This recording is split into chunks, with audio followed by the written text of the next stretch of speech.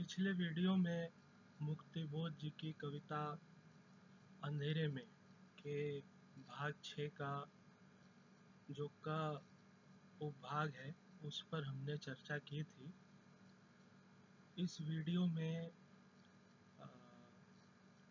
भाग ख पर हम केंद्रित रहेंगे। भाग 6 में जो घटनाक्रम था वो ये था कि काव्य नायक घंटाघर में पहुंचता है, फिर चौराहे पर आता है, गलियों में जाता है तो वहाँ तिलक मूर्ति का प्रसंग आता है और उसके बाद गांधी जी मिलते हैं।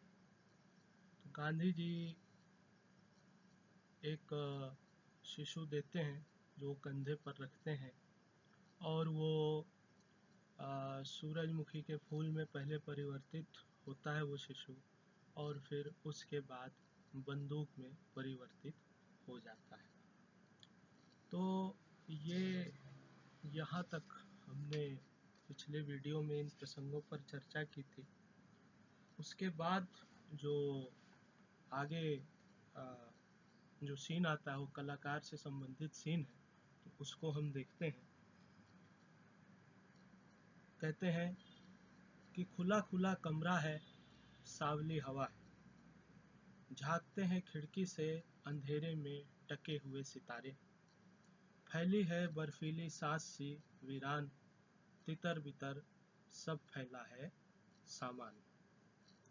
तो एक कमरे में वो पहुंचते हैं और बहुत खुला सा कमरा है, उसमें वही सावली हवा चल रही है और खिड़की से झांकते हुए तो ठंडी सांसें फैली हैं, यानी कोई दुख ही चेतना में मिल गया है और तितर बितर सब फैला है सामान।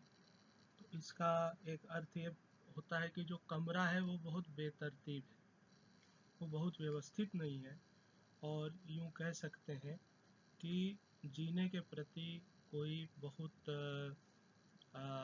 इच्छा उसमें नहीं दिखाई देती, क्योंकि सब चीज़ें बिखर गई। बीच में ही कोई जमीन पर पसरा, फैलाए बाहें ढह पड़ा आखिर। कमरे के बीच में ही एक उनको आभास होता है कि कोई जमीन पर पसरा हुआ है और उसकी बाहें फैली हुई हैं और ढह पड़ा है, यानी कि बेसुध सा वो दिख रहा है।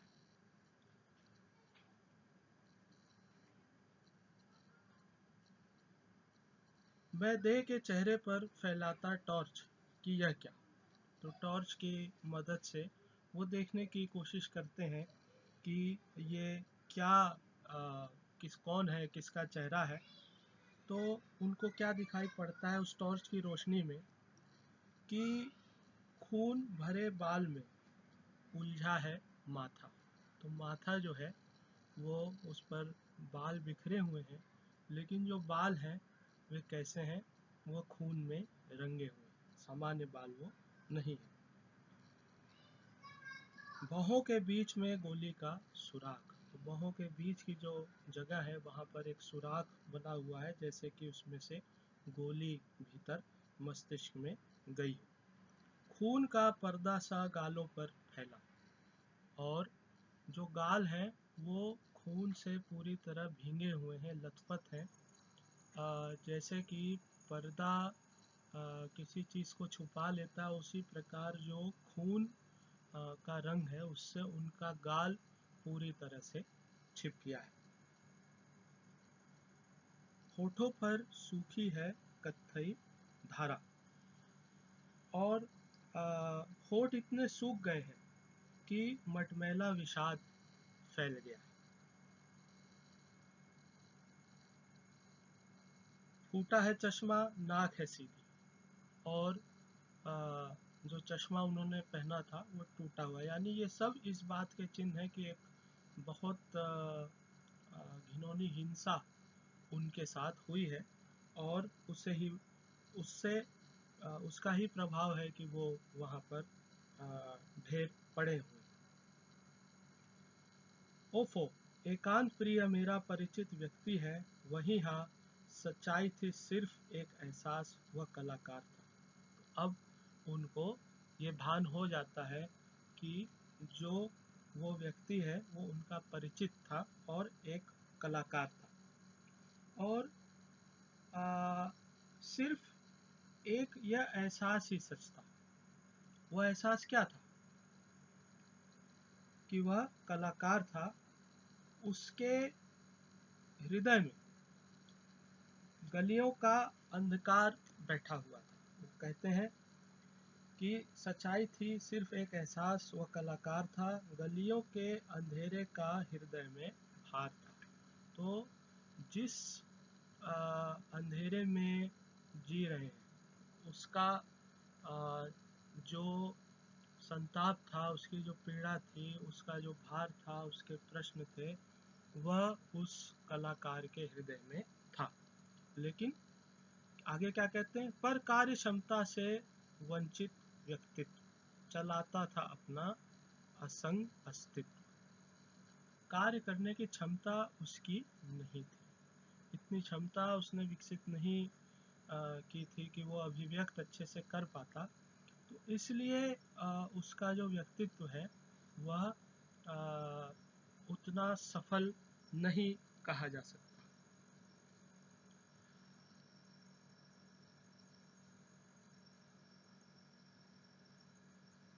चलाता था अपना असंग अस्तित्व, तो अपने में ही वह डूबा रहता था और अपनी अभिव्यक्ति का वह कोई सार्थक लाभ नहीं उठा पाता था। ये बात यहाँ वो कहना चाह रहे हैं। और कला की क्षमता न विकसित होने के कारण, या यूं कहें कि बहुत अभिव्यक्त न कर पाने के कारण शायद वह दुनिया से अलग थलग रहता रहा होगा। उसके कोमल हार्दिक स्वप्न दुनिया निर्दोष थी। वो क्या कहते हैं कि सुकुमार मानवीय हृदयों के अपने सुचितर विश्व के मात्र थे सपने। यानी कि वो उनका हृदय बहुत मानवीय भावनाओं से युक्त था, और उसमें एक बेहतर दुनिया, एक पवित्र दुनिया, एक ईमानदार दुनिया के सपने जो है वो रहते थे। स्वप्न व ज्ञान व जीवानुभव हलचल हलचल करता था रह रह दिल में, किसी को भी दे नहीं पाया था वह तो इन तमाम चीज़ों से वो भरे हुए थे, और ये भावनाएं उनके मन में थी, ये स्वप्न उनके मन में थे। लेकिन उनकी ट्रेजेडी क्या थी कि वे जितने भी अनुभव थे, जितना भी ज्ञान उनको था, जो भी सपने वो देखते थे, वो दिल में तो रह रह के हलचल करते थे, लेकिन किसी को भी वह संप्रेषित नहीं कर पाए थे।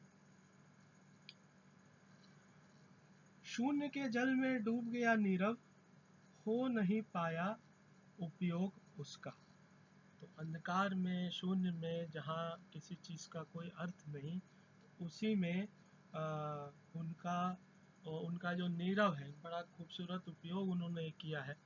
नीरव नीरव को हम मानते हैं कि जहाँ पर कोई शोर ना हो, कोई आवाज़ ना हो, पर उस कलाकार की जितनी भी भीतर की हलचल थी वो उस नीरव में ही रहती थी। पर वह नीरव, उसका क्या हुआ कि वह शून्य में वह भी डूब गया, शून्य रूपी जल में वह डूब गया, हो नहीं पाया उपयोग उसका। तो किसी ने भी ये समझने की कोशिश नहीं की कि जो कलाकार नाम का व्यक्तित्व है वो उनके लिए कितनी चीज़ें ले करके मनी मन चल रहा है, लेकिन क्षमता न होने के कारण वह अभिव्यक्त नहीं कर पाया, और इसलिए उसका उपयोग कभी नहीं हो सका। किंतु न जाने किस झोंक में क्या कर गुजरा कि संदेहास्पद समझा गया और मारा गया वह बधिकों के हाथों। लेकिन पता नहीं उसके मन में अचानक क्या सूझी कि वो उसने हिम्मत की और हिम्मत करके उसने कुछ करने की कोशिश की और वो हथियारों द्वारा वो नोटिस में आ गया और उसकी इस तरह से हत्या हो गई। बधिक शब्द का मतलब हत्यारे होता है। किंतु न जाने किस झोंक में क्या कर गुजरा कि संदेहास्पद समझा गया और मारा गया वह बधिकों के हाथों। मुक्ति का इच्छुक त्रिशार्थ अंतर, मुक्ति के यत्नों के साथ निरंतर, सबका था प्यारा अपने में द्युतिमान। तो ये शब्द आया है, इसको पहले हम समझ लें। त्रिशार्थ अंतर, त्रिशार्थ अंतर का जो मतलब होता है कि जो मुक्ति की प्यास से पीड़ित हो, यानी मुक्ति की आकांक्षा ही जिसके मन में सदैव बार बार आती हो, ऐसी प्यास लगी हुई थी। तो मुक्ति का इच्छुक त्रिशार्थ अंतर, मुक्ति के यत्नों के साथ निरंतर।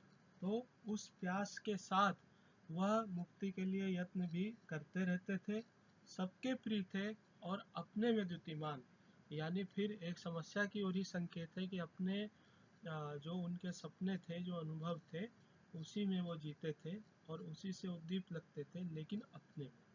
पर कलाकार होने के नाते एक पहचान जो बनती है, तो एक तरह से वो सबके प्यारे थे, सब उन्हें बहुत पसंद करते थे।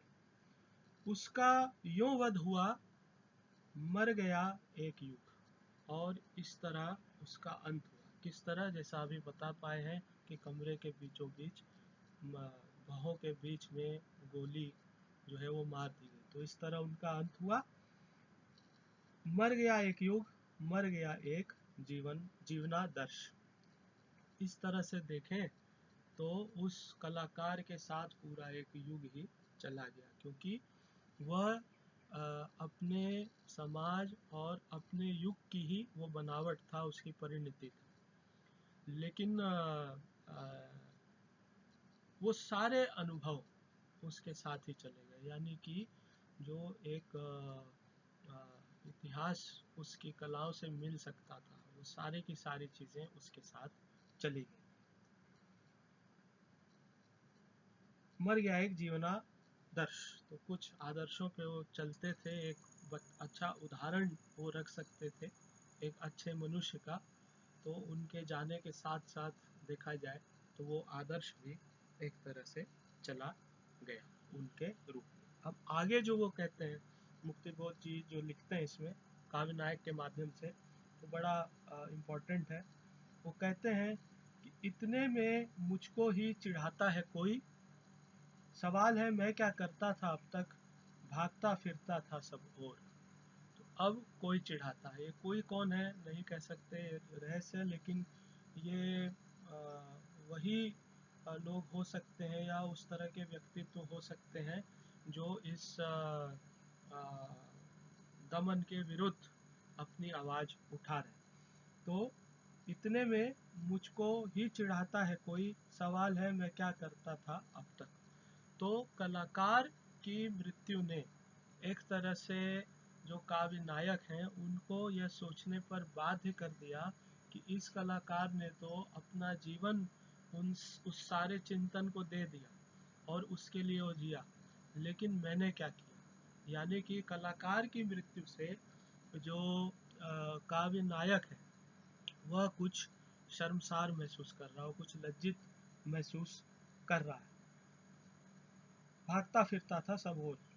फिर आगे कहते हैं, फजूल है इस वक्त कोसना खुद को, एकदम जरूरी दोस्तों को खोजूं, पाऊं मैं नए नए सहचर, सकर्मक सच्चित वेदना भास्वर।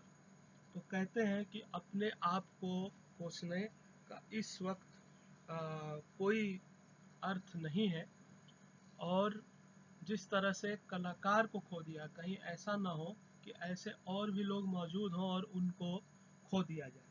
तो इसलिए समय इसमें बर्बाद ना करके कि हमने क्या किया और क्या नहीं किया, ये ज़्यादा इस वक्त ज़रूरी है कि वैसे मित्रों को खोजा जाए जो हम ख्याल हों, जो अपनी तरह से सोचते हों, और जो सच्चित वेदना, यानी कि जो एक सनातन करुणा की बात अक्सर की जाती है इनके काव्य को लेकर के, तो उसको लेकर के वे जागृत हों, वे कुछ बातें करते हों और सकर्मक हो, यानी कि कुछ क्रियाशील लोग। तो ये यहाँ पर कहते हैं काव्य नायक।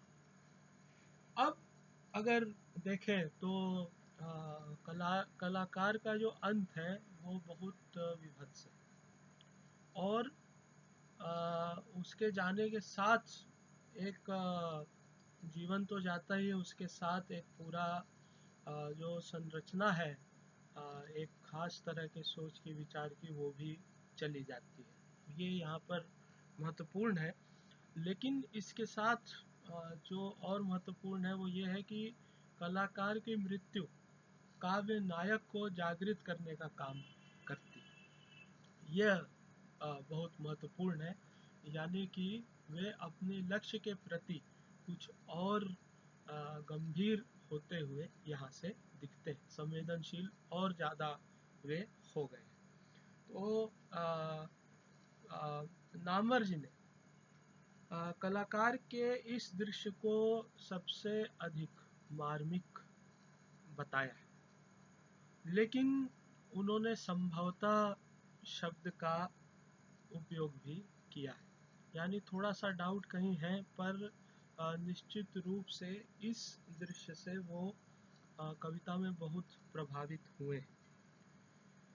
वे इसे एक दुस्वप्न मानते हैं, बुरा सपना, बुरे सपने की तरह देखते हैं, और यह कहते हैं कि ये उन्हीं को अवास्तविक लग सकते हैं जो बड़ी से बड़ी दुर्घटना के अभ्यस्त हो चुके हैं और जिनकी खाल मोटी हो चुकी है। तो ये नामवर जी जो है ये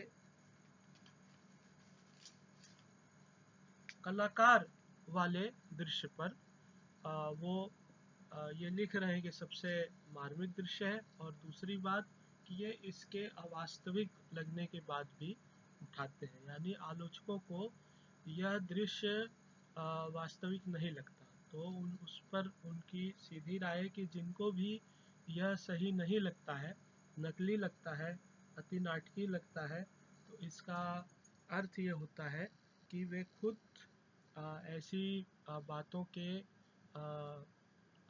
आदतन उसको बहुत ईजिली लेने के वो लोग, उनका व्यक्तित्व ऐसा बन चुका है। वो लिखते हैं नामवर जी, किंतु ये दुस्वप्न उन्हीं लोगों को अवास्तविक लग सकते हैं जो बड़ी से बड़ी दुर्घटना के अभ्यस्त हो चुके हैं और जिनकी खाल मोटी हो चुकी है। क्या वह मशाल जुलूस अवास्तविक है जिसमें रात को वही पत्रकार, कवि, आलोचक, मंत्री, उद्योगपति आदि शहर के कुख्यात हत्यारों के साथ शामिल होते हैं, जो दिन में विभिन्न दफ्तरों, कार्यालयों, केंद्रों और घरों में मिलकर षड्यंत्र करते हैं? तो कहने का मतलब ये है कि जीवन की निरंतरता के साथ इस दृश्य को नामवर जी देखते हैं। वहीं पर अगर रामविलास जी की बात की जाए तो उनका मानना है कि यह कलाकार और कोई नहीं बल्कि स्वयं मुक्ति बोध ही है। वह कलाकार भी उनकी नज़र में अपनी परम अभिव्यक्ति को खोजता हुआ ही मारा गया, यानी कि कलाकार भी उसी समस्या से ग्रसित था जिससे काव्य नायक ग्रसित है। काव्य नायक की तरह उन्हीं प्रक्रियाओं और परिस्थितियों में वह कलाकार रहता होगा या उनसे गुजरता होगा, और चूंकि वह हत्यारों के हाथ लग गया इसलिए मारा गया, यानी उनकी जगह काव्य नायक भी हत्यारों के हाथ लग सकते थे और मारे जा सकते थे, लेकिन यहाँ कलाकार मारे गए। रामविलास जी कहते हैं, एक कलाकार मारा जाता है, वह कार्य क्षमता से वंचित था, वह जो सपने देखता था वे शुचितर विश्व के मात्र थे सपने।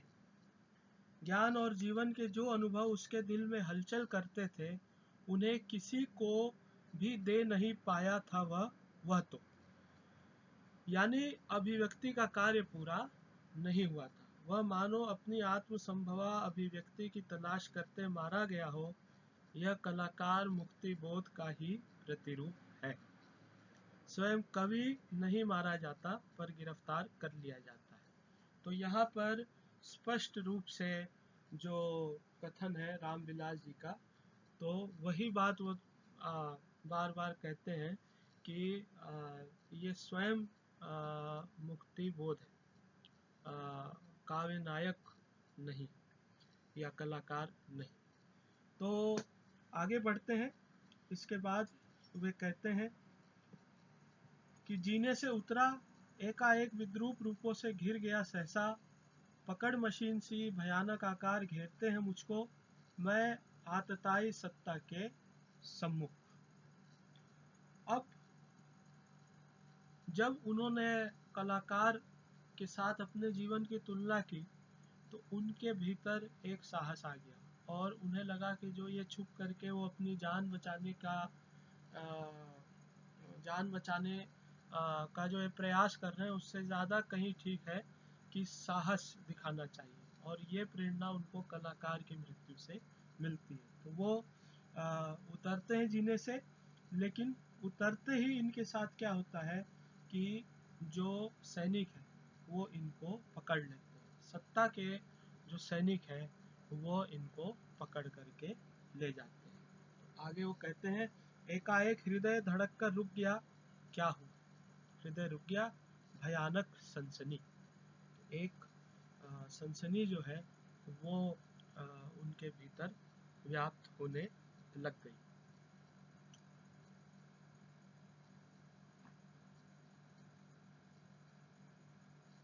फिर उनके साथ क्या हुआ? कहते हैं, पकड़ कर कॉलर गला दबाया गया।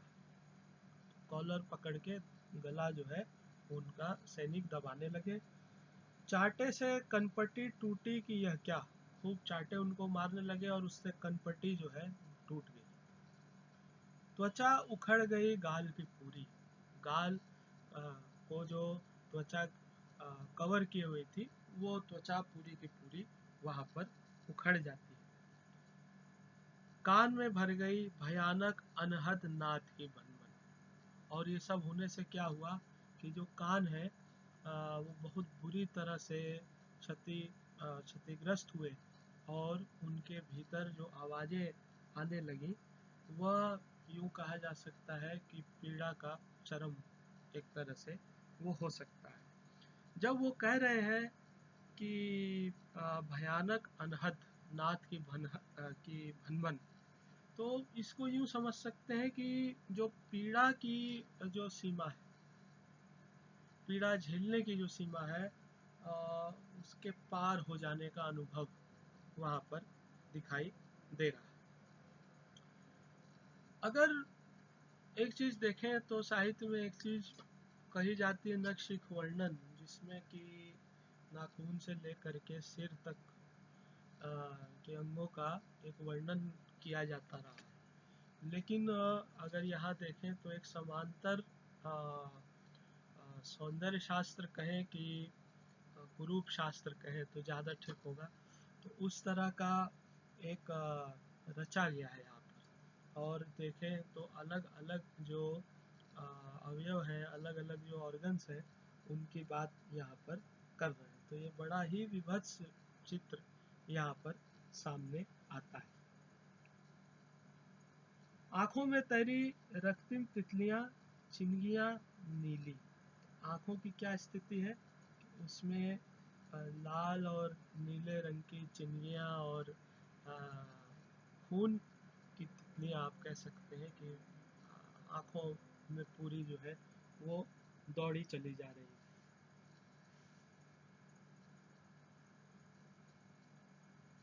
सामने उगते डूबते धुंधले कोहरिल वर्तुल। अब यहाँ से क्या होता है कि जब वो अपने चेहरे के विभिन्न भागों का के बारे में बता देते हैं, तब वो बताते हैं आगे कि उनको आगे क्या दिखता है। तो होश जैसे उनके खो रहे हैं, क्योंकि पीड़ा बहुत है और असहनीय पीड़ा है। तो वहाँ पर वो ये कहते हैं कि जो ये मार उनको पड़ी है उसका एक और प्रभाव उनके ऊपर पड़ने लग जाता है। और प्रभाव क्या है कि इस मार के प्रभाव से रह रहकर गोले दिखाई देते हैं जिनमें केंद्र चक्रनुमा है और फैल रहे। वो क्या कहते हैं कि कुहरिल वर्तुल। तो गोले वर्तुल, गोले को कहते हैं कुहरिल जो बहुत स्पष्ट नहीं हो, और उनका जो केंद्र है वो चक्रिल है और वो धीरे धीरे धीरे धीरे वो फैलता जाता है।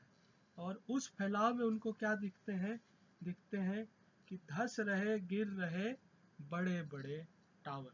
बड़े ऊंचे ऊंचे जो टावर हैं, जो बिल्डिंगें हैं, वो उनको वहाँ पर धंसते गिरते दिखते हैं। तो ये फिर एक तरह से देखा जाए तो एक अवचेतन की स्थिति है जहाँ पर ये सारी चीजें घट रही हैं।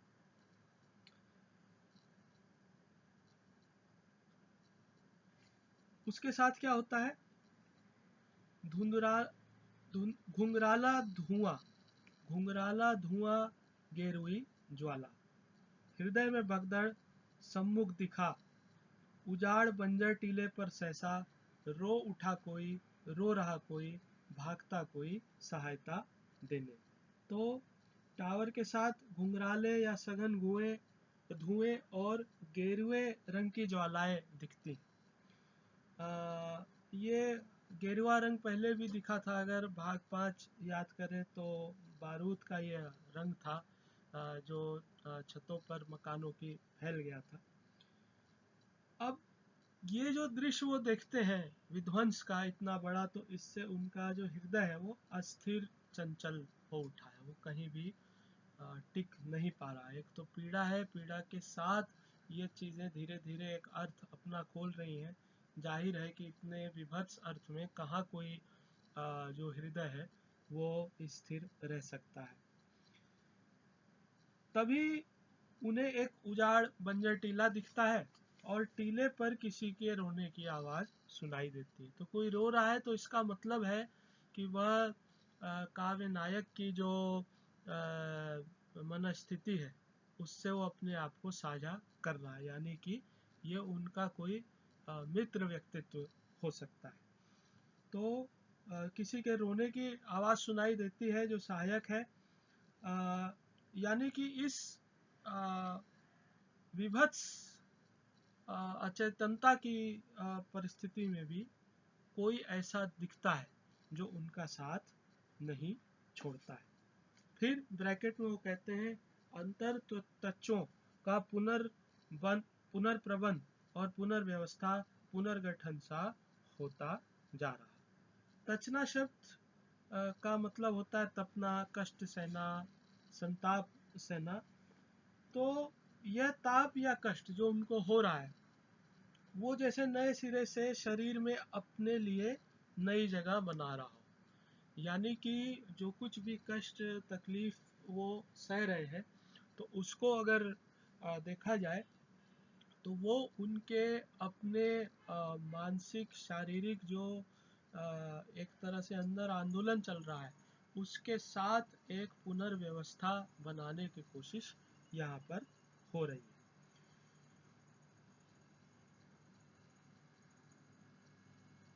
तो इस तरह वो अपनी जगह वहाँ बना रहा, मानो काव्य नायक का शरीर इस प्रताड़ना को झेलने और इसके साथ जीने के लिए जगह बना रहा।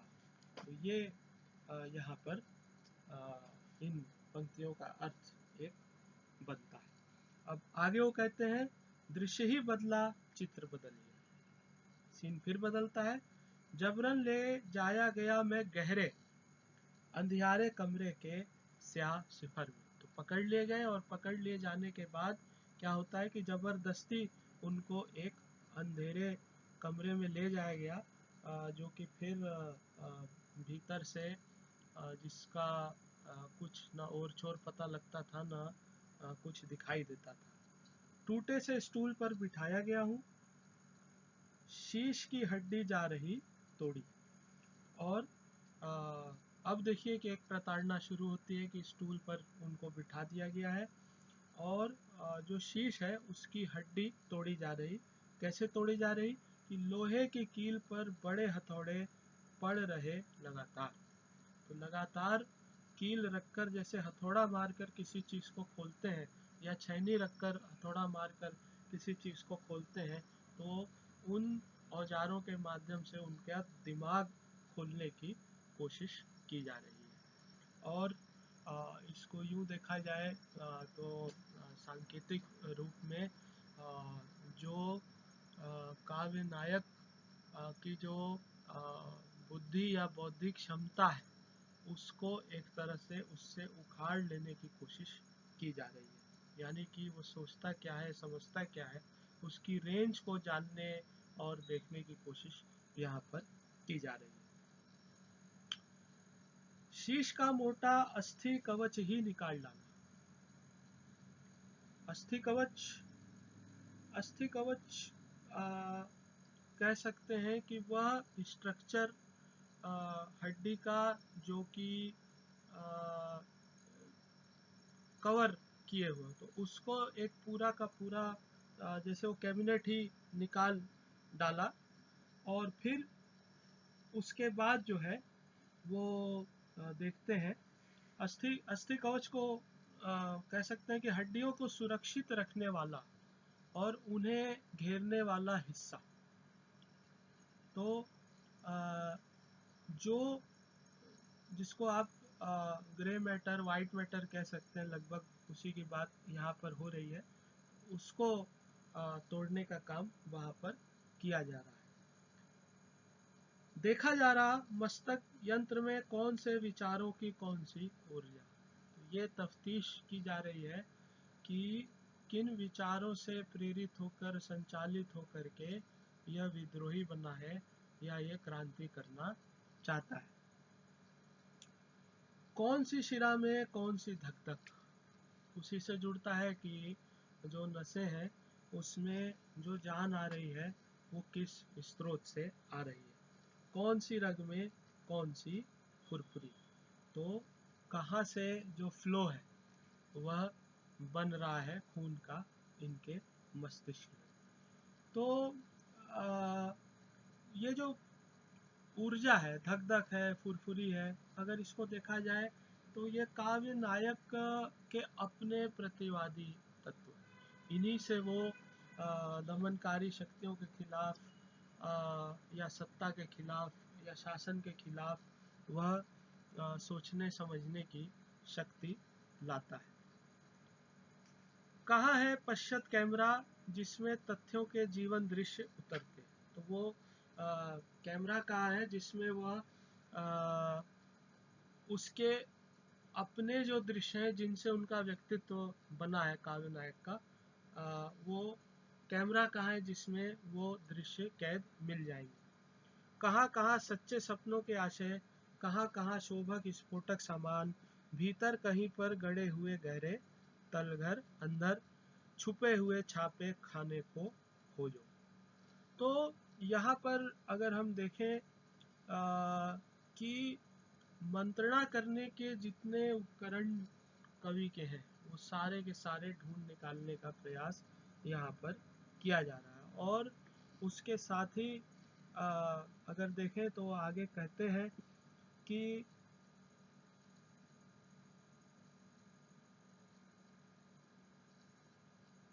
भीतर कहीं पर गड़े हुए गहरे तलघर अंदर, छुपे हुए छापे खाने को खोजो, जहाँ की चुपचाप ख्यालों के पर्चे छपते रहे बांटे जाते। इस संस्था के मंत्री को खोजो, शायद उसका ही नाम हो आस्था। कहाँ है सरगना इस टुकड़ी का, कहाँ है आत्मा। तो अब जो एक आदेश है वो बहुत और गहरा आदेश है। वो यही नहीं है कि तुमने जो दिमाग को खोला तो उससे तुमने उनके तमाम संदर्भ जान लिए। अब सिर्फ संदर्भ ही नहीं जानना है बल्कि आत्मा को भी जानना है, आत्मा को भी वहाँ पर पकड़ना है। तो आत्मा कहाँ है इसकी, ये चीज़ ढूंढना ज़रूरी है। और मैं सुनता हूँ चिड़ी हुई ऊंची खिजलाई आवाज़, स्क्रीनिंग करो mister Gupta, cross examine him thoroughly. तो ये आदेश जो है वो बहुत गहरा आदेश है, यानी कि शरीर जो है वो आत्मा से चलता है, और शरीर तो खोल लिया पर आत्मा नहीं मिल रही। आत्मा ढूंढना ज़्यादा ज़रूरी है, वो तत्व ढूंढना अधिक आवश्यक है जिससे कि ऐसे शरीर बनते हैं या रचे जाते हैं। तो इस कारण अगर देखा जाए तो गहरी छानबीन का आदेश अब और आगे जो है बनता है। तो यहाँ पर थोड़ा सा मैं फिर नामवर जी का को के जो विचार है वो कहना चाहूँगा कि अ, इसे सबसे दहशत भरा दृश्य नामवर जी ने माना है। और इसके बहाने एक लेखक हुए जॉर्ज ऑरवेल, उनका उपन्यास था 1984 1984, उसको उन्होंने याद किया है। जो 1984 है वो एक डिस्टोपियन नॉवेल है। डिस्टोपियन नॉवेल का मतलब होता है जो बुरे सपनों और बुरी जगहों का उपन्यास हो। तो ये 1949 में लिखा हुआ ये जॉर्ज ऑरवेल का ये उपन्यास था 1984। और उसमें उन्होंने 1984 के वर्ष की मतलब भविष्य की एक कल्पना उन्होंने की हुई। 1949 में 1984 कैसा वो देखते हैं, एक तरह से उसके इर्द गिर्द ये उपन्यास लिखा हुआ है। तो इसका नायक जो है विंस्टन, वो बहुत गुप्त रूप से सीक्रेटली सरकार और अपनी पार्टी से असहमति रखता है, और उसे अंदेशा होता है कि अलोकतांत्रिक वातावरण में उसे एक दिन पकड़ा जाएगा। अपने जैसे लोगों के बारे में उसे पता लगता है कि वे राजनीतिक रूप से सचेत नहीं है। तो लगभग वही स्थितियां यहाँ अंधेरे में। तो काव्य नायक और जो विंस्टन है उसके व्यक्तित्व में समानताएं दिखती हैं। इसी उपन्यास को नामवर जी ने याद किया है। वो इसमें कहते हैं कि परंतु ये उनका निबंध अंधेरे में परम अभिव्यक्ति की खोज, इसमें वो कहते हैं कि परंतु सबसे दहशत भरा दृश्य स्क्रीनिंग का, जब काव्य नायक को टूटे से स्टूल पर बिठाकर उसके शीश की हड्डी तोड़ी जा रही है और अस्थि कवच को निकालकर मस्तक यंत्र की जांच की जा रही है। पढ़ते पढ़ते जॉर्ज ऑरवेल का 1984 याद आ जाता है, जो अब फैंटेसी ना होकर एक जीती जागती सच्चाई बन गया है। यदि अंधेरे में कविता में वास्तविकता का केवल यही निषेधात्मक पक्ष होता, तो ऐसे अनेक निषेधात्मक कविताओं की तरह अंधेरे में भी एक सपाट रचना होती। कविता का एक दूसरा पक्ष भी है जिसका संबंध अंधकार के विरुद्ध लड़ने वाली शक्तियों से। तो यहाँ पर नामवर जी ये बता रहे हैं कि क्यों ये कविता अन्य कविताओं से अलग है। अन्य कविताओं में भी आपको ये दहशत भरे दृश्य मिल सकते हैं, समाज की, दुनिया की आलोचना मिल सकती है, लेकिन उससे लड़ने की जो शक्ति है उसके बारे में नहीं मिलता। तो इस कारण वो कह रहे हैं कि अंधेरे में एक अलग रचना ठहरती है। वो कहते हैं कि कुछ लोगों के लिए यह किंवदंती मात्र है और वे उस पर खामोश रहते हैं, किंतु काव्य नायक की दृष्टि में यह कथा नहीं, यह सब सच है। इसको नामवर जी एक यथार्थ के साथ जोड़ करके चलते हैं। तो यहाँ अगर देखें तो वही बात है कि अंधकार के विरुद्ध लड़ने वाली जो शक्तियों हैं उनके कारण नामवर जी ने इस रचना को अन्य निषेधात्मक रचनाओं की तरह सपाट नहीं माना, इसीलिए अंधेरे में सपाट नहीं है। और उनका जो इशारा है वह जन क्रांति के स्वप्न की ओर है, जिसकी चर्चा आगे आएगी। तो अब जो आदेश मिस्टर गुप्ता को मिलता है तो उसका परिणाम क्या होता है कि चाबुक चमकार पीठ पर, यद्यपि उखड़े चर्म की कत्थई रक्तिम रेखाएं उभरी। तो और चाबुक चलना जो है वो तेज हो गया। और क्यों? इस बात को ध्यान रखिए कि आत्मा ढूंढनी है, तो आत्मा ढूंढने के लिए ये सितम और ज़्यादा बढ़ जाता है। पर वो क्या कहते हैं कि पर यह आत्मा कुशल बहुत है, देह में रेंग रही संवेदना के जन जन तारों को जबरन समेट कर सब वह वेदना विस्तार करके इकट्ठा मेरा मन यह जोर लगाकर बलात् उनकी छोटी सी कड्डी गठान बांधता सख्त व मजबूत मानो की पत्थर। तो जो आत्मा है वो प्रताड़ना से प्रभावित नहीं होती। शरीर चाहे जितना प्रभावित कर लीजिए, लेकिन आत्मा प्रताड़ित नहीं होती। और अभी हमने देखा था कि जो टीला है उस पर भी एक सहायक उनके साथ रो रहा है। तो ये जो स्पेस है ये एक तरह से आत्मा का ही स्पेस है। तो उसी को देखिए आप कि मन जोर लगाकर समस्त वेदना विस्तार व संवेदना को केंद्रीकृत करता है। अब जितनी संवेदना मन में है, जो आत्मा से जुड़ी हुई चीजें हैं, तो मन क्या करने लगता है कि उनको एक तरह से कंसंट्रेट करके उनका एक सत एक्सट्रैक्ट वो बना लेता है। जैसे उसका सत बनाकर पत्थर तैयार कर लिया गया, क्योंकि ऐसे तो वो फैली हुई है आत्मा, लेकिन यहाँ पर जो वो एक बिंब दे रहे हैं वो ये है कि वो एक पत्थर में, एक कड्ढी में उसको मन ने जोर लगा करके रूपांतरित कर लिया है। इससे जो मिस्टर गुप्ता और उनकी टीम है वो काव्य नायक की छुपी हुई आत्मा का पता नहीं लगा सकेगी, क्योंकि वो उनको दिखेगा नहीं, वो बहुत कम स्पेस में वो एक तरह से चला गया है। शायद यही वह सहायता है जो कोई उजाड़ बंजर टीले पर दिखा हुआ दे रहा था। सहायक शब्द उसके लिए कहा गया, तो शायद यही जो मन है उसमें वह सहायक का कार्य हो रहा है। वह कोई परम अभिव्यक्ति या आत्मा की प्रतिमा भी हो सकता है, जिनकी चर्चा पिछले भागों में होती हुई आई है, जिसे दूसरे भाग में पक्षी ने गुरु बताया था। तो ये वही व्यक्तित्व भी हो सकता है जो कि मिलता नहीं है पर कहीं ना कहीं वो साथ रहता है। उसके बाद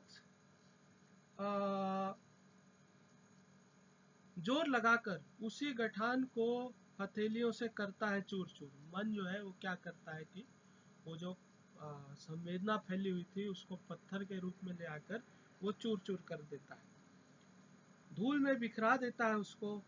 मन यह हटता है देह की हद से, और उसके बिखरते ही क्या होता है कि जो देह का अभिमान है वो खत्म हो जाता है, और वह चूरा जैसे धूल में बिखर करके, और जिसको हम कहते हैं कि और तत्वों में मिल जाना, यानी और अधिक ब्रह्मांड या प्रकृति के प्रति संप्रेषित हो जाना। तो ये बात यहाँ पर आती है कि मन यह हटता है देह की हद से, जाता है कहीं पर अलग जगत में।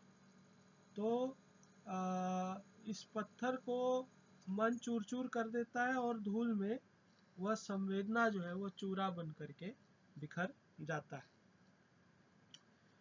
यहाँ से जो काव्य नायक है उसके मन की यात्रा देह के परे किसी अन्य दुनिया में वो पहुँचती है यात्रा के जरिए। यद्यपि उसका देह उसी कमरे में मिस्टर गुप्ता के आदेश पर यातनाएं सह रहा है, लेकिन जो उसकी आत्मा है या जो उसका मन है, मतलब मानसिक रूप से वह वहाँ पर मौजूद नहीं है। उसके साथ क्या होता है देखिए, विचित्र क्षण है, सिर्फ हूँ जादू मात्र में बिजली, यद्यपि खो में खूंटे से बंधा। तो खो में खूंटे से बंधे हैं, मतलब मिस्टर गुप्ता वाले कमरे में वो बंधे हुए हैं, लेकिन एक जादू है कि उनका मन जो है वह उस पीड़ा से बहुत दूर पार एक दूसरी दुनिया, या यूँ कह लें कि आत्मा की दुनिया में पहुंच गया है। दैत्य हैं आसपास, किंतु मैं बहुत दूर मीलों के पार वहाँ गिरता हूँ चुपचाप पत्र के रूप में किसी एक जेब में, वह जेब किसी एक फटे हुए मन की। तो धूल में बिखर गए, धूल में बिखर करके अधिक संप्रेषणीय हो गए, तो इसलिए ये पत्र का एक रूपक यहाँ पर आता है कि मानसिक रूप से वे एक पत्र के रूप में ऐसी जेब में चुपचाप गिरते हैं जो किसी एक अन्य मन में फटी जगह होने के कारण पहुंच गया है।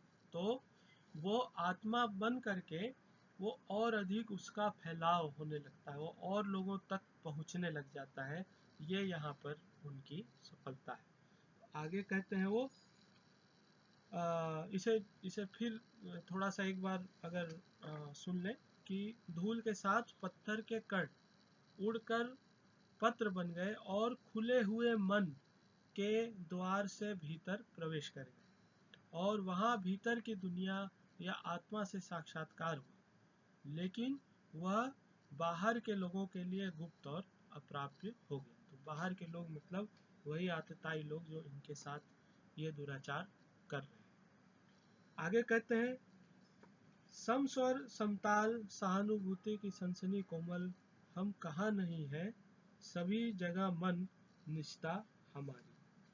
तो अंतर्मन या आत्मा से साक्षात्कार हुआ तो पाया कि भले ही बाहर से वह मैला दिखे पर अंदर से वह जागृत है। बाहर और भीतर का ये जो अंतर है ये बहुत महत्वपूर्ण है, क्योंकि भीतर की जो ऊर्जा आ रही है उसका कोई था नहीं पा सकता। वही वो कह रहे हैं भीतर भीतर बिजली के जीवित तारों के जाले, ज्वलन तारों की भीषण गुत्थी, बाहर बाहर धूल से भूरी जमीन की पपड़ी। तो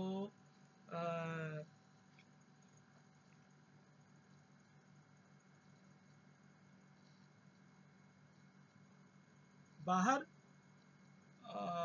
से वह उजड़ा हुआ टूटा हुआ पिटा हुआ दिखता है, लेकिन भीतर से वो बहुत मजबूत है, सशक्त है और अपनी जड़ से जैसे जुड़ा हुआ है। अग्नि को लेकर मस्तक हिम्मत, उग्र प्रभंजन लेकर उर यह बिल्कुल निश्चल। तो यही कारण है कि जो मस्तक है वो ठंडा है और हृदय जो है वो अब स्थिर हो गया है। उसका कारण ये है कि एक तो भीतर की दुनिया से एक संप्रेषण सिद्ध हो गया है, और जो बाहर के लोग हैं उसको नहीं पाएंगे या नहीं जान पाएंगे। इस कारण एक स्थिरता थोड़ी देर के लिए यहाँ पर आ जाती है।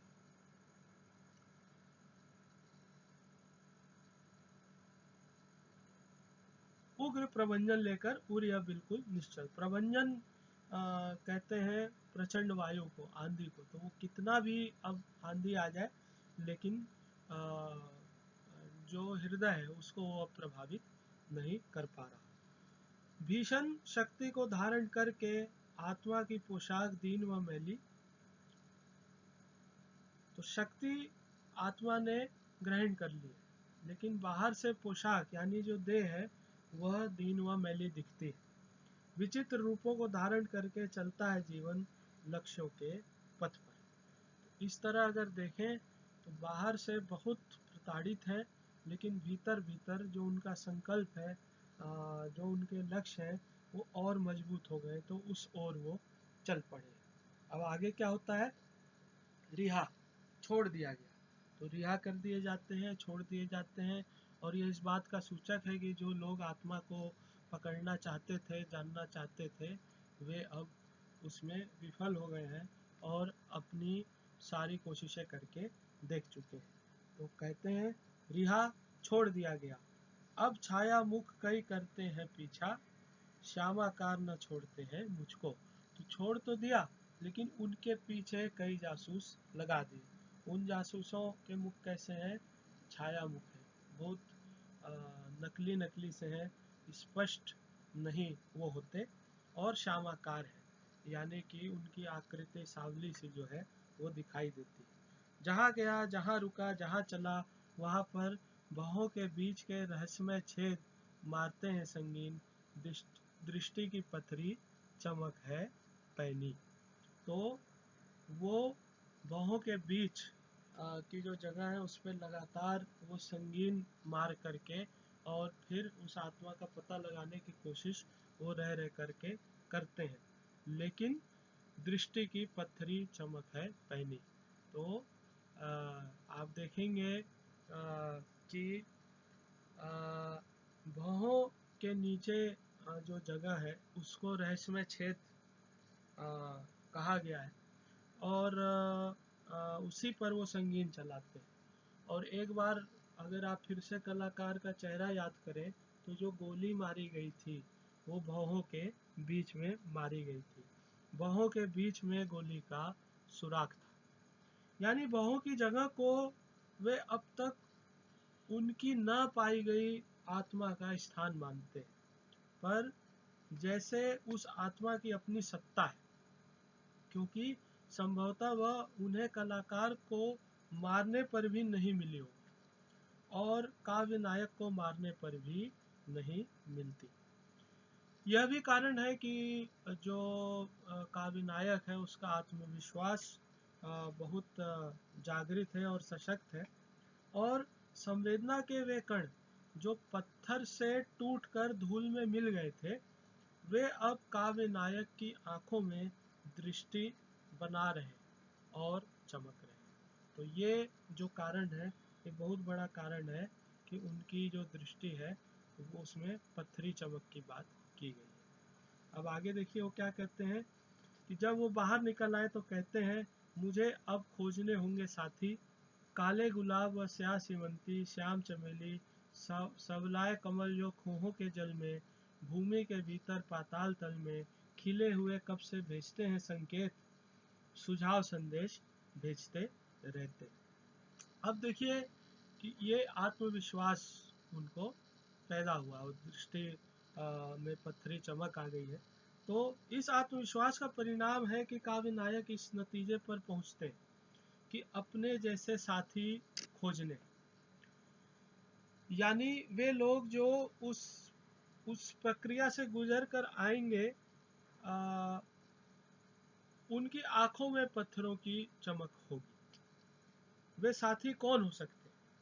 वे सभी कोमल फूल सरीखे हैं जिनके नाम गुलाब, शेवंती, चमेली और कमल है। तो फूलों में वो अपने साथी देख रहे हैं, और फूल जो है वो पहले भी आप देखेंगे कि फूल पत्थर की बात हुई थी, तो वो उन्हीं को अपना साथी मान रहे हैं। लेकिन उन सब फूलों की एक विशेषता यहाँ पर ये दी गई है कि वे अपने प्राकृतिक रंग में नहीं बल्कि सांवले या काले रंग में।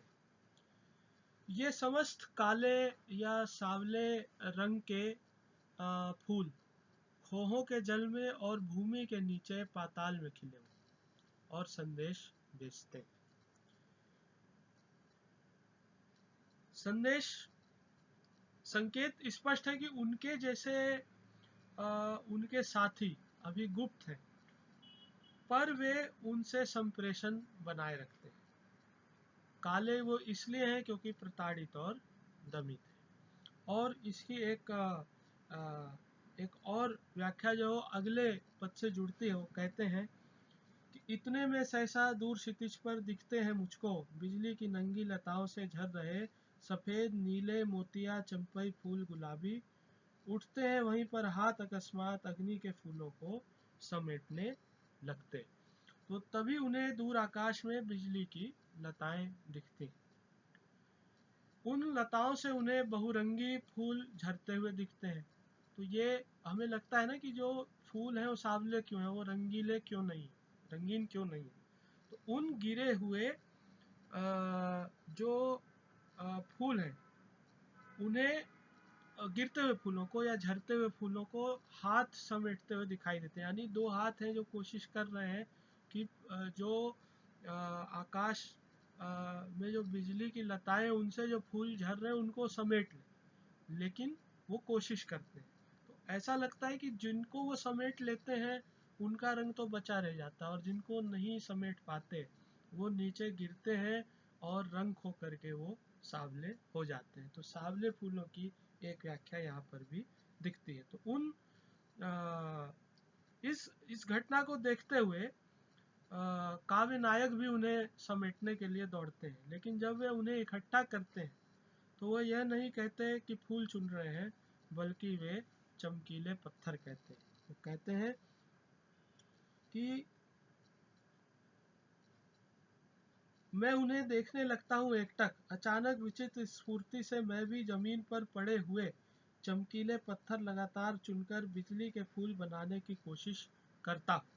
रश्मि विकिरण मेरे भी प्रस्तर करते हैं प्रतिशन। प्रस्तर का मतलब पत्थर, या एक तरह से पत्थर की बेड, या आ, उसका बिस्तर कह लीजिए। यानी स्पष्ट है कि फूल झरने के बाद जब वे गिर जाते हैं तो वे पत्थर में बदल जाते हैं, और जब वे पत्थर उठाते हैं तो उन्हें फूल में तब्दील करने की कोशिश करते हैं। काव्य नायक कहते हैं कि ये पत्थर भी किरण फैलाते हैं। आगे वो कहते हैं कि रश्मि विकिरण मेरे भी प्रस्तर करते हैं प्रतिशन, तेजस्क्रिय मणि रत्न रत्न है ये भी, बिजली के फूलों की भांति ही यत्न है वे भी। तो कह रहे हैं कि ये जो पत्थर है ये भी किरणें फैलाते हैं, इसलिए ये फूलों के समान ही है। यहाँ यह समझ आता है कि पिछले वन में जो उनके साथी फूल थे वे काले या सांवले इसीलिए थे क्योंकि लताओं से झरने के बाद वे समेटे ना जा सके होंगे और पाताल में नीचे दब गए।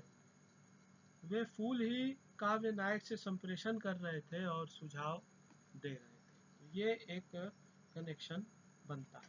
इसके बाद वो क्या कहते हैं, किंतु असंतोष है मुझको गहरा, शब्दाभिव्यक्ति अभाव का संकेत, काव्य चमत्कार उतना ही रंगीन परंतु ठंडा, मेरे भी फूल है तेजस्क्रिय पर अतिशय शीतल। तो अब इसके बाद वो क्या करते हैं कि एक असंतोष व्यक्त करते हैं।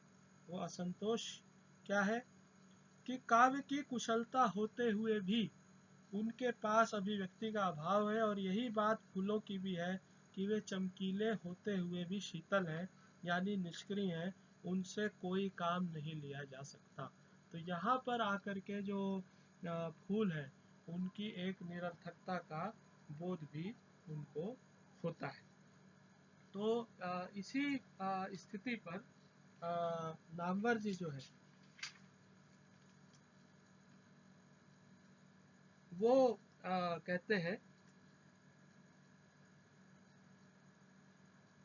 कि अंधेरे में कविता के अंतर्गत जगह जगह इस काव्यगत अभिव्यक्ति की समस्याएं भी उठाई गई हैं।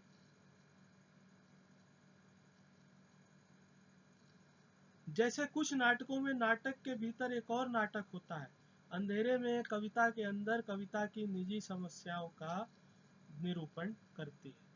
तो इन पंक्तियों को अगर देखा जाए तो काव्य की समस्या से जोड़ करके नामवर जी ने देखा है। इस प्रकार एक स्तर पर यह कविता के बारे में कविता है। दिमागी स्क्रीनिंग के बाद रिहा होने पर काव्य नायक नए सिरे से जिंदगी शुरू करने का संकल्प करता है। एक ओर साथियों की खोज और दूसरी ओर नए दायित्व के अनुरूप अभिव्यक्त को सजोने का प्रयास। वह जमीन पर पड़े चमकीले पत्थरों को चुनता है, लेकिन तुरंत ही उसे उन पत्थरों की अपर्याप्तता का अनुभव होता है। तो यहाँ पर अगर देखें तो अब तक की जो काव्य साधना है उसकी निरर्थकता या विफलता का बोध भी यहाँ पर दिखाई देने लगता है। तो पत्थरों की जो विफलता है उसे समझे जाने के बाद काव्य नायक इस निष्कर्ष पर पहुंचता है कि उसे वह बिजली चाहिए जिनसे फूल झरते, तभी बात बनेगी। मुझको तो बेचैन बिजली की नीली ज्वलंत बाहों को उलझा करनी है उतनी ही प्रदीप्त लीला। आकाश भर में साथ साथ उसके घूमना है मुझको, मेरे पास न रंग है बिजली का गौर कि भीमाकार हूँ मेघ में काला, परंतु मुझ में है गंभीर आवेश अथाह प्रेरणा स्रोत का संयम। तो बिजली के साथ ही वो ये क्रीड़ा करना चाहते हैं, लेकिन उन्हें तब ये एहसास होता है अचानक कि जिस तरह से अब बिजली रंगीन है, तो उस तरह से काव्य नायक स्वयं रंगीन है, और अगर उस चित्र में वो कहीं फिट होते हैं तो वो काले बादल की तरह होते हैं जो कि रंगीन है, और इसलिए जो बिजली है उनके साथ उसके साथ उनका मेल संभव नहीं। तो यहाँ पर अगर हम एक थोड़ा सा याद करें, भाग 5 में प्रपात की चर्चा हुई थी, तो यहाँ बिजली और प्रपात का जो रहस्य उसमें समानता दिखती है, क्योंकि दोनों के जो स्रोत हैं उनका पता नहीं लगता, लेकिन वे खुद को काले बादल के रूप में देखकर हताश नहीं होते, क्योंकि वे अपने भीतर गंभीरता और संयम के गुणों को वो देख पाते हैं।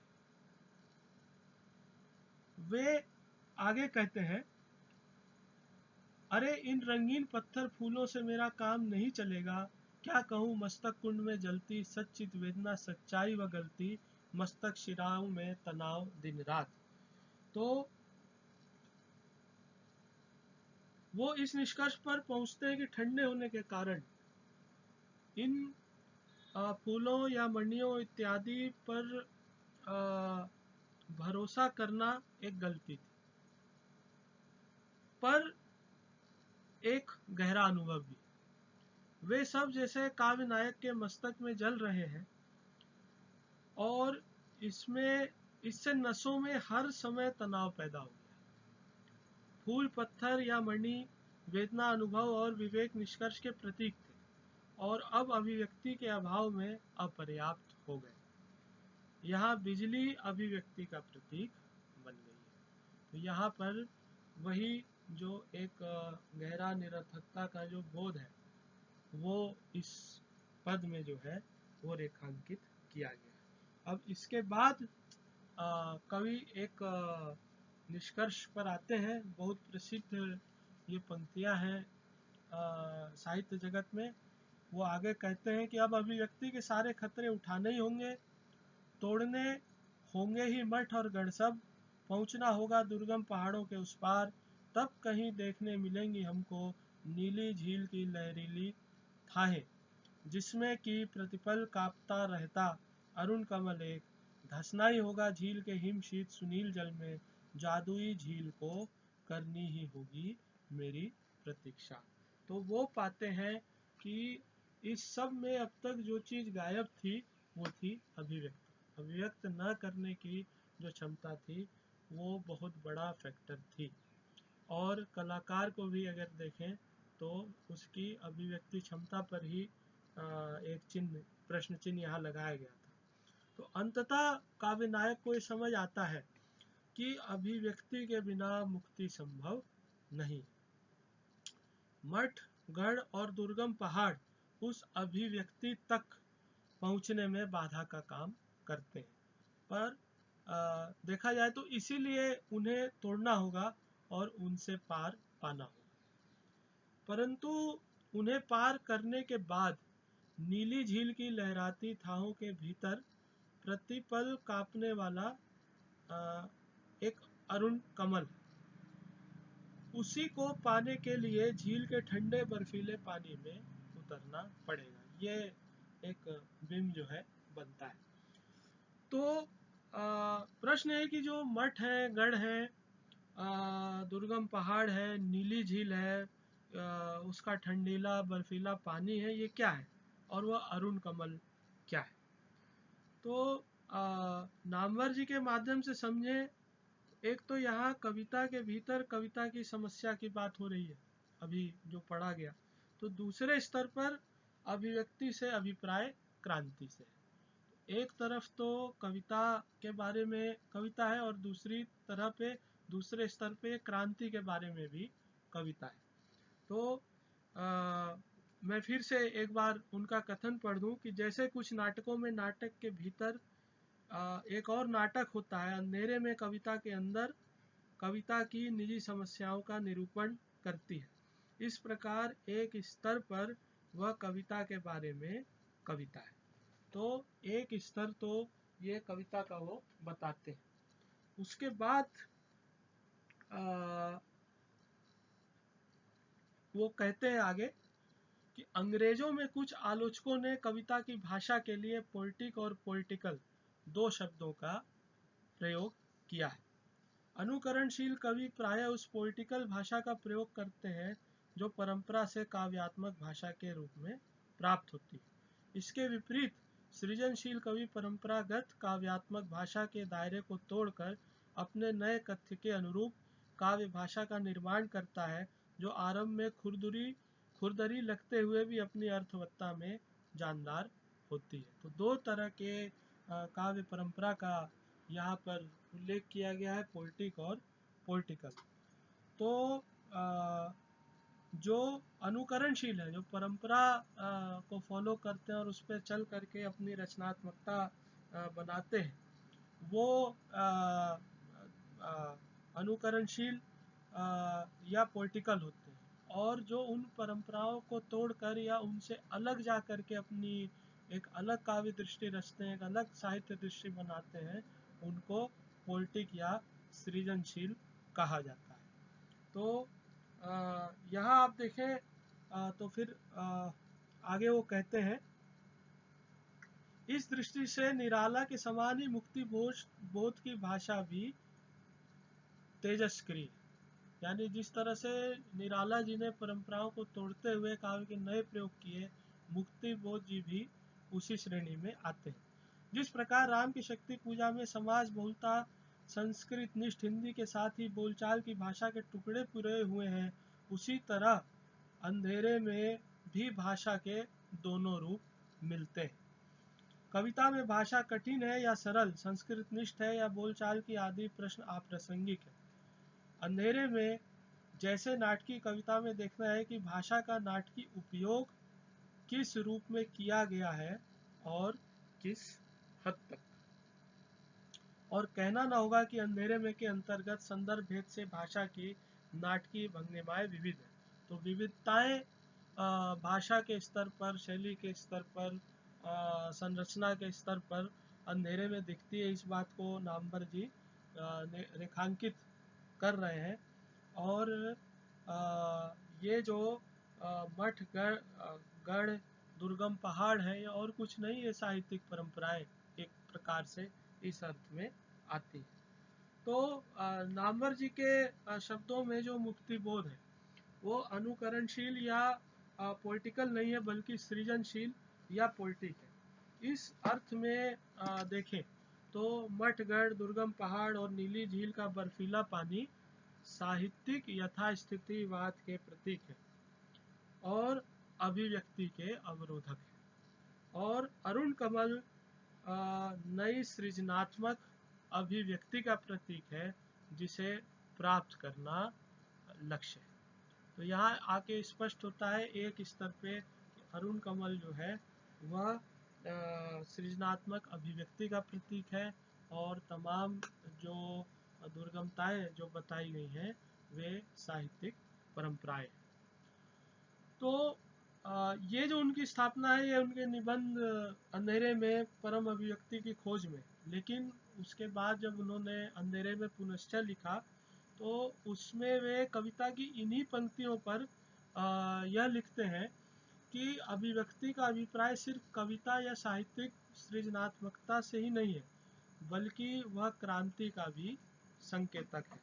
तो वो लिखते हैं कि यहाँ जिस अभिव्यक्ति के खतरे उठाने की बात की गई है, वह केवल शब्दों की अभिव्यक्ति ही नहीं, बल्कि कर्म की भी अभिव्यक्ति है। पूर्वापर संदर्भ से स्पष्ट है कि यहाँ अभिव्यक्ति से अभिप्राय कविता भी है और क्रांति भी, क्योंकि जिन मठों और गढ़ों के तोड़ने का संकल्प यहाँ किया गया है, वे केवल साहित्यिक मठ और गढ़ ही नहीं है। अभिव्यक्ति के इन रूपों के साथ यह भी उल्लेखनीय है कि अंततः यह अभिव्यक्ति काव्य नायक के अपने व्यक्तिगत ख्यालों के दायरे से निकलकर क्रांति के लिए सन्नद्ध जनयूथ में घुल मिलकर उसके साथ एकाकार हो जाती है। इस प्रकार यह अभिव्यक्ति पूरी कविता पर आदि से अंत तक मंडराती रहती है और इसके साथ ही उसे खोजने वाले काव्य नायक की छटपटाहट भी। तो यहाँ पर जो दूसरे स्तर पर इन पंक्तियों का अर्थ है, उसमें जो अरुण कमल है वह क्रांति का रूप है, और जो सत्ता है, शासकीय पद्धति है, या तमाम तरह के जो सामाजिक अवरोध है उनको दुर्गम पहाड़, मठ इत्यादि चीज़ों से जोड़ करके देख सकते हैं। यहाँ पर एक दिलचस्प टिप्पणी रामविलास जी की मिलती है। वह कहते हैं कि मुक्ति बोध की अपनी अभिव्यक्ति ध्रुव है और साधारण जनता की क्या बात, वह शिक्षित जनों, कवियों और आलोचकों के लिए भी कठिन है। यानी खुद जो मुक्ति बोध है उनकी अभिव्यक्ति बहुत कठिन है और जनता के लिए बहुत संप्रेषणीय नहीं है। वे इसका कारण यह बताते हैं कि वे अभिव्यक्ति में उच्च मध्यवर्गीय रीतियों के निकट बजाय निम्न मध्यवर्गीय अभिव्यक्ति पैटर्न के। तो उनकी खुद की जो लिखने के तरीके हैं वो उच्च मध्यवर्गीयता के करीब रामविलास जी को दिखाई देते हैं। और रामविलास जी उदाहरण भी देते हैं कि उनकी अभिव्यक्ति प्रेमचंद, नागार्जुन और शंकर शैलेंद्र जैसी नहीं है। तो वो जो उदाहरण है उनका रामविलास जी का,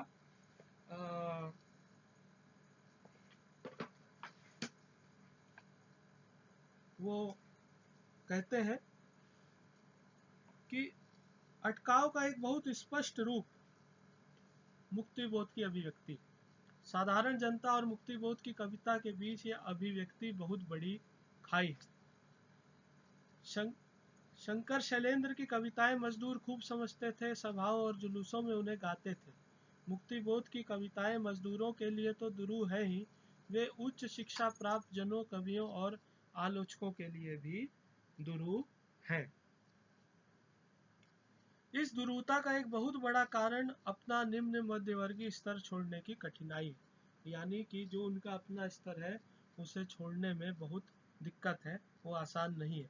मुक्तिबोध, जिन्हें उच्च मध्यवर्गीय कवि कहते हैं, उनकी अभिव्यक्ति से मुक्तिबोध की अभिव्यक्ति ज़्यादा पास है। यानी कि उनका इशारा यह है कि जो वर्ग से जुड़ी हुई जो साहित्यिक दृष्टि है, अगर उसके अनुसार देखें तो ये स्पष्ट हो जाता है कि मुक्तिबोध निम्न मध्यवर्गीय अभिव्यक्ति के करीब न होकर के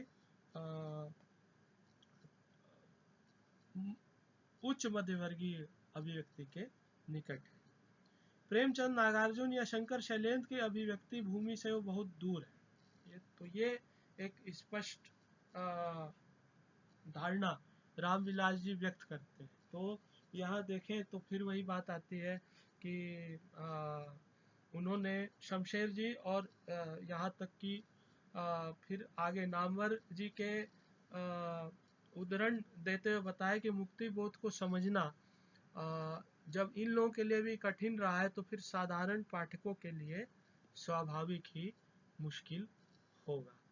तो जो स्थापना नामवर जी करते हैं, रामविलास जी उससे थोड़ा अलग जा कर के ही ये कहते हैं कि उनकी अभिव्यक्ति तो और पहले से कठिन हुई है। यानी कि कविता में कविता की जो बात है वो उतनी स्पष्ट नहीं होती, ये रामविलास जी के अनुसार। लेकिन नामवर जी के अनुसार वह स्थिति बनी रहती है। ये कहना कठिन है कि काव्य नायक यहाँ जिस अभिव्यक्ति के खतरे उठाने की बात कर रहा है उसका संबंध रामविलास जी की दी गई स्थापना से है, लेकिन कविता के भीतर की अभिव्यक्ति और मुक्तिबोध जी की अभिव्यक्ति में तो अंतर की पर्याप्त संभावना बनती है। नामवर जी की स्थापनाएं कविता के भीतर से बनती है और रामविलास जी की कवि के व्यक्तित्व और अभिव्यक्ति से। तो ये एक मूल अंतर दोनों आलोचकीय दृष्टियों में मुक्तिबोध को लेकर के दिखता है। अभिव्यक्ति के बारे में कवि आलोचक अशोक वाजपेयी जी ने भी इन पंक्तियों पर बहुत अलग बात कही है। और जो वो कहते हैं वो मुक्ति बोध जी के समूचे रचना कर्म पर ही एक सारगर्भित टिप्पणी है। उनके शब्दों में वो कहते हैं कि मुक्ति बोध जी ने अभिव्यक्ति के सारे खतरे उठाए और उनकी कविता समकालीन भारतीय मनुष्य की पीड़ा की खंडित रामायण। तो जिस तरह से रामायण की एक अपनी परंपरा काव्य दृष्टि या साहित्य दृष्टि में देखने को मिलती है, उस तरह से अशोक वाजपेयी जी मुक्ति बोध जी की परंपरा को एक पैरेलल रामायण के रूप में उनके पूरे काव्य कर्म को देखते हैं, बल्कि उसको खंडित रामायण कहते हैं। तो यही एक तरह से इस पूरे भाग में, छठे भाग में ये तमाम चीज़ें थी। और एक तरह से समअप करने के लिए अगर हम देखें तो किस ओर ये कविता ले जाती है या किन अर्थों की तरफ ध्यान आकृष्ट करती है, तो एक बात तो ये है कि पूरे जो ये छठा भाग है इसको ध्यान में रखकर देखें तो समकालीन व्यवस्थाओं ने ऐतिहासिक परंपराओं को अप्रासंगिक बना दिया है। ये तिलक जी और गांधी जी को ध्यान में रख करके ये एक बात यहाँ पर सामने आती है कि परंपराओं से, स्वस्थ परंपराओं से आज हमारा अपना संबंध कैसा है, उस पर विचार करने के लिए हम इस खंड में विवश होते हैं। दूसरी बात यह है कि जो अभिव्यक्ति करने वाले लोग हैं, नए तरीके से नई बातों को कहने वाले लोग हैं, उनको एक तरह से बहुत कठिनाइयों का, बहुत खतरों का सामना करना पड़ता है। उन खतरों से नहीं बचा जा सकता और कमर कस के ही उनका सामना किया जा सकता है। और एक बात यह है कि खतरे के बावजूद अभिव्यक्ति के नए प्रयोग करके अपने लक्ष्य के पक्ष में समर्थन हासिल करना अनिवार्य होता है, उसका कोई विकल्प नहीं होता। यानी जब तक आप बार बार अभिव्यक्त करके अपनी बात लोगों तक नहीं पहुंचाते, तब तक आपकी बात को समझकर, उस पर विचार करके, उस पर कोई गतिविधि कर पाना असंभव है। तो यही बातें जो है वो इस भाग में देखने को मिली है। और इसके पश्चात अगले भाग में जो अगले वीडियो में जो 7वां भाग है उस पर चर्चा करेंगे। बहुत बहुत धन्यवाद।